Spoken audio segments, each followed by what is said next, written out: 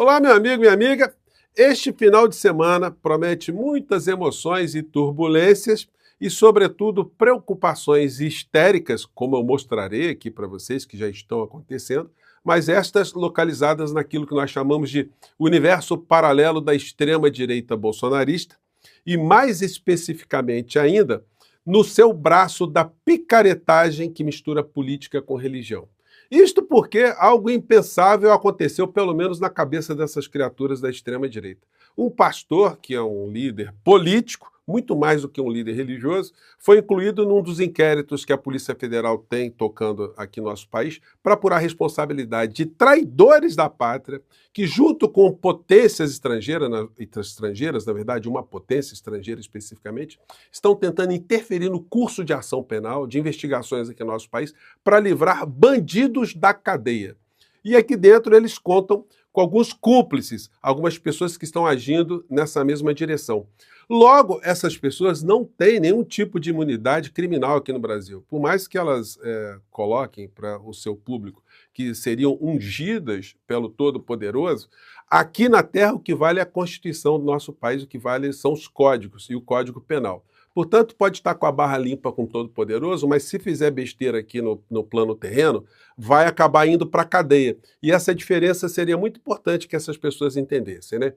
Eu vou conversar com vocês sobre o que está acontecendo, vamos aqui desmontar alguns desses argumentos dessa criatura especificamente e falar aqui de algo muito complicado que está acontecendo nos grandes veículos de comunicação aqui no nosso país. Eles estão escondendo fatos da maior relevância que a sociedade brasileira teria o direito de saber, de ser informada, mas jornalisticamente eles estão sabotando as coisas que estão acontecendo aqui no Brasil. Bom, antes de entrar nos temas, quero convidar você que chegou agora ao nosso portal e ainda não nos conhecia, para que, em primeiro lugar, você se inscreva aqui conosco e conheça também os nossos outros vídeos. Se você gostar, compartilhe, recomende e nunca se esqueça de dar o seu precioso joinha, o seu comentário, que aqui no nosso portal é sempre lido, é muito importante. E se puder, prestigie também nosso clube de membros e o nosso novo canal de cortes, porque nós já estamos quase chegando a 100 mil pessoas inscritas, provavelmente a gente deve chegar a esse número ainda nesse final de semana. Você que é muito bem-vindo e muito bem-vindo. Bom, começando aqui, antes de entrar no que anda circulando pelas redes, em relação à política com religião, tem algo muito importante que é revoltante está acontecendo aqui no Brasil. É como os veículos de comunicação, eles escondem coisas tão importantes. No período da pandemia aqui no Brasil, eles escondiam a figura do Bolsonaro, por incrível que pareça, muita gente não acredita nisso, né?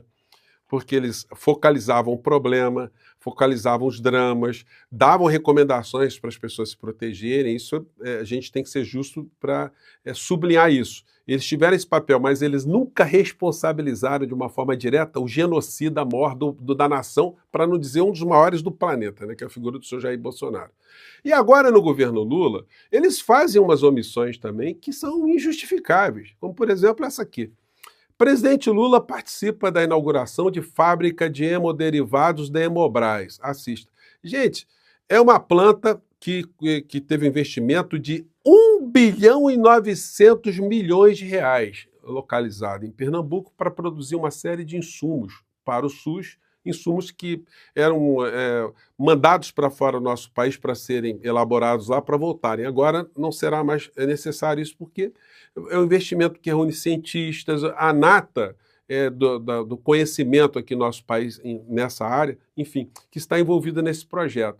E aí o presidente Lula inaugurou isso, está aqui com a equipe de biólogos, médicos, enfim, todo sorridente, enfim, coisa que no governo Bolsonaro não existiu. Vocês conseguem imaginar o Bolsonaro falando com médicos aqui, com cientistas, numa situação do bem para o nosso povo? Enfim, agora isso não foi registrado, né? E agora o presidente inaugurou ontem uma fábrica da GWM, uma fábrica que vai produzir veículos elétricos e também movidos a etanol, enfim, com um centro de tecnologia, com milhares de empregos. Isso não foi mencionado. Então, vejam contra o que nós estamos lutando aqui no Brasil. Porque na medida que nem essa bolha bolsonarista, eles sabem que isso está acontecendo, eles acham que não está acontecendo absolutamente nada. Os veículos de comunicação não informam e a área de comunicação do governo a gente não pode deixar de criticar, né? Absolutamente nula. Se não somos nós aqui fazendo esse tipo de divulgação, ninguém fica sabendo de absolutamente nada, exceto aqueles que vão atrás de informação. Mas espera aí, gente, não dá, né? Vamos continuar batendo essa tecla, e eu já pedi uma entrevista com o presidente Lula, junto com outros amigos youtubers, aí estamos aguardando a resposta para poder conversar com o presidente, né? Se a gente conseguir furar esse bloqueio aí, vamos conversar com o presidente tete a tete, teremos aí um papo muito legal. Vamos ver se vai dar certo, né? Bom, entremos aqui no papo, está movimentando as redes. André Mendonça faz alerta a colegas do STF e Hugo Mota após a inclusão de Malafaia em inquérito da Polícia Federal. Gente, essas criaturas, eles acham que eles são imunes à legislação brasileira.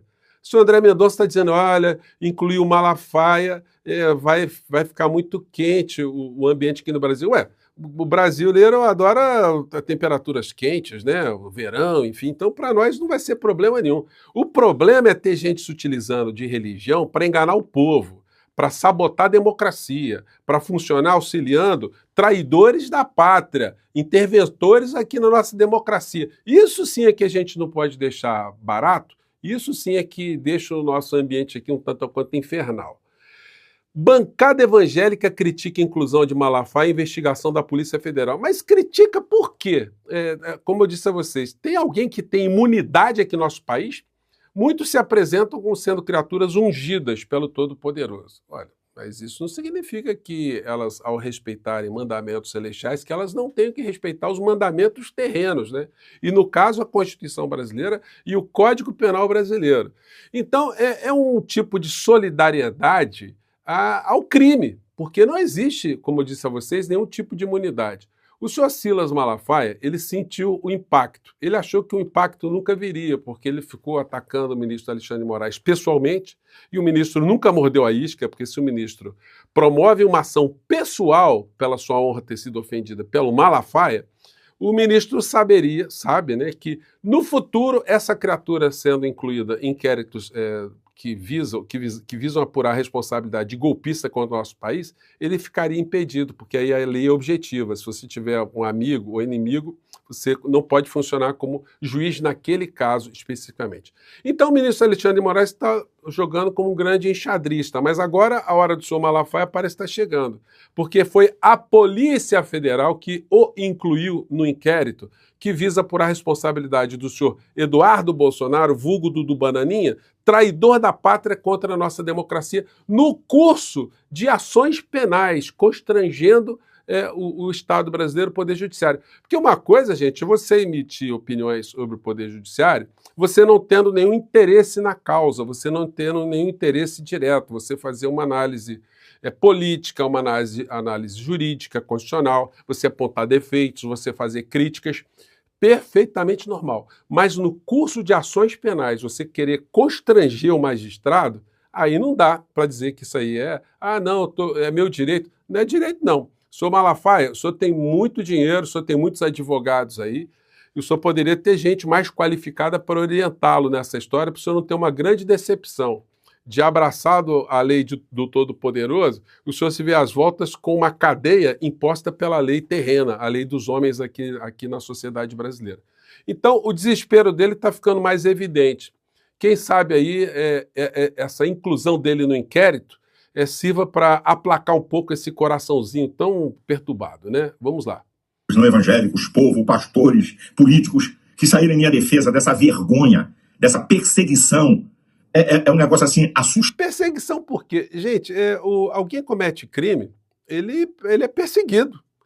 A questão da perseguição, a gente tem que levar em consideração se ela é justa, se ela é injusta, se ela está dentro da lei ou se ela não está dentro da lei. No caso aí, não dá para reclamar não. O senhor está procurando contato, o contato está vindo.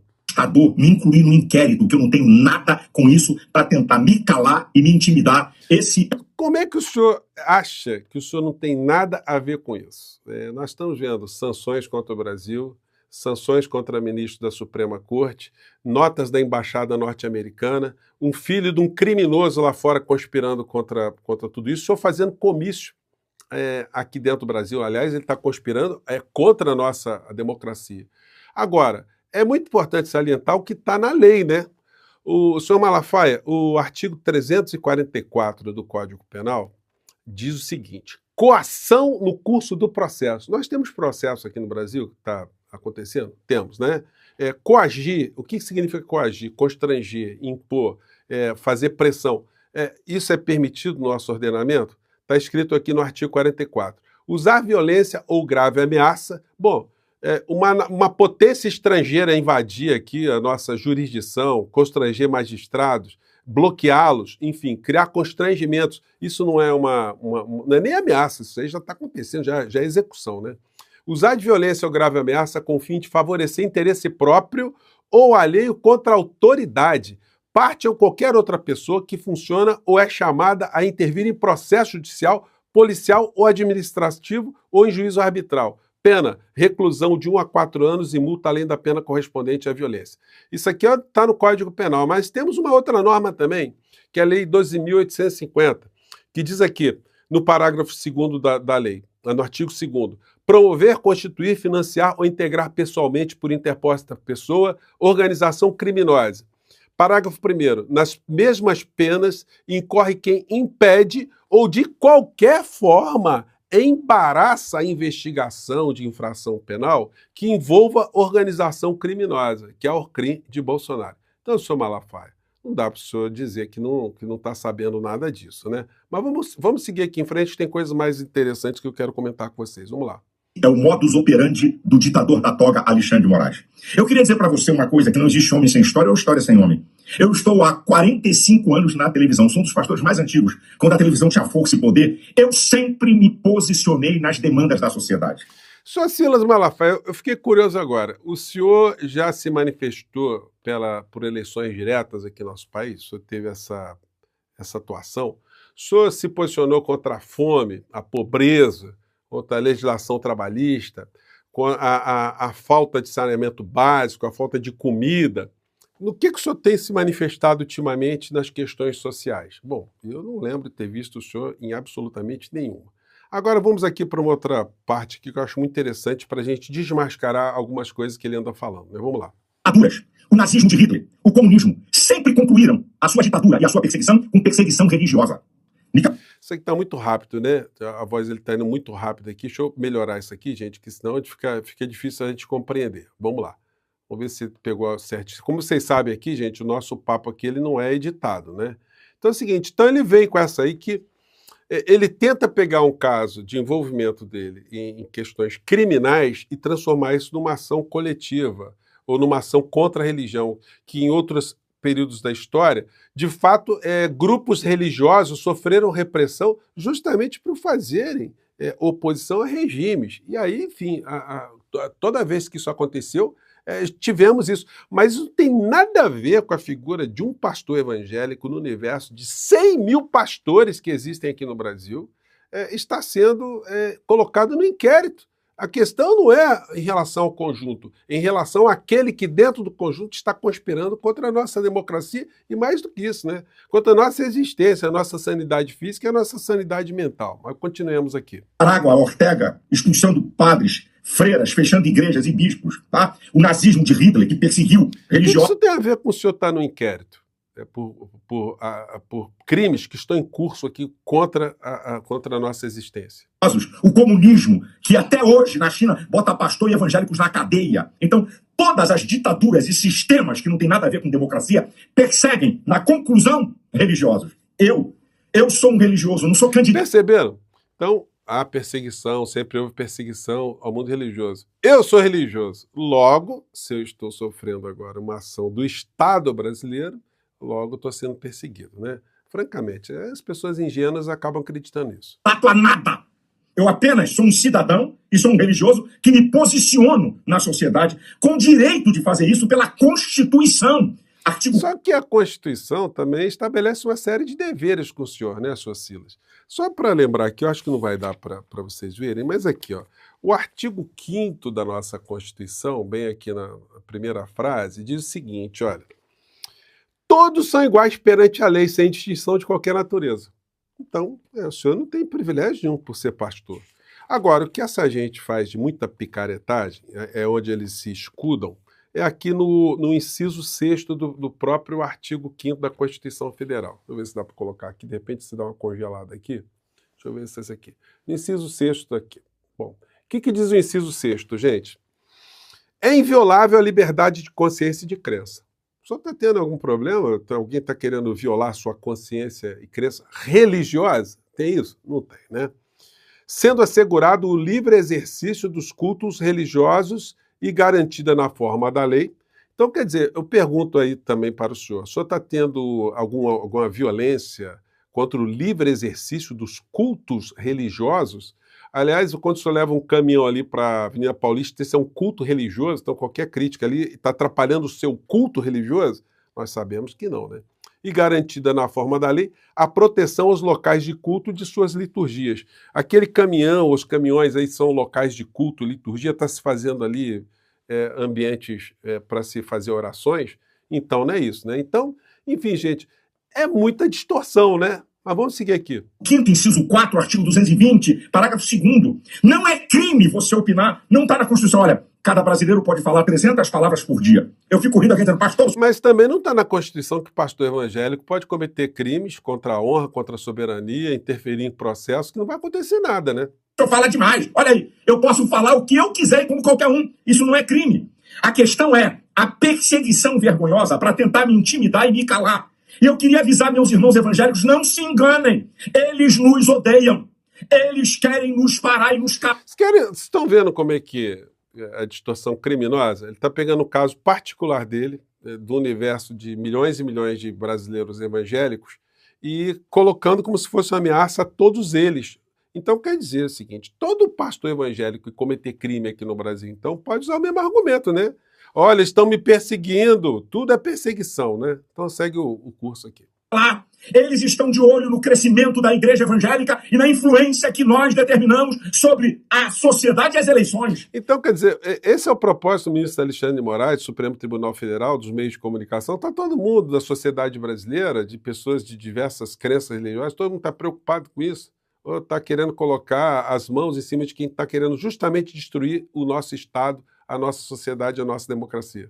Não pense que isso é uma coisinha qualquer. Isso é algo sério. E eu estou alertando meus irmãos em Cristo. E depois não diga que eu não avisei. O que eu faço é um papel profético. E, por favor, você não é obrigado a concordar comigo, mas cuidado. Cuidado para você não estar falando contra aquilo que Deus quer que alguém faça. Se Deus não te chamou para isso, fique quieto. No máximo, ore. Cuidado para você não criticar aquilo que Deus está dirigindo a alguém. Mas está muito nervoso, né, gente? Olha, está fazendo um pânico, já existiu pânico moral, pânico religioso, agora está com pânico trumpista. O Trump vai prejudicar o Brasil, etc, etc, etc. Bom, ainda bem que a gente tem esse espaço aqui, porque a gente pode esclarecer essas coisas. Né? Uma coisa, outra coisa completamente diferente. Pastor aqui no nosso país tem todo o direito, tem a garantia constitucional de fazer o que quiser dentro da sua religião, professando a sua fé. Agora, quando sai daí, vai para o mundo da política e começa a interferir na nossa realidade concreta, cometeu crime, vai esperar o contato vai vir, vai pegar a tornozeleira e vai para a cadeia. É isso que acontece aqui no mundo terreno, no mundo dos homens. Eu fico por aqui, gente. Um grande abraço, mande seu comentário. Até o nosso próximo encontro. Tchau!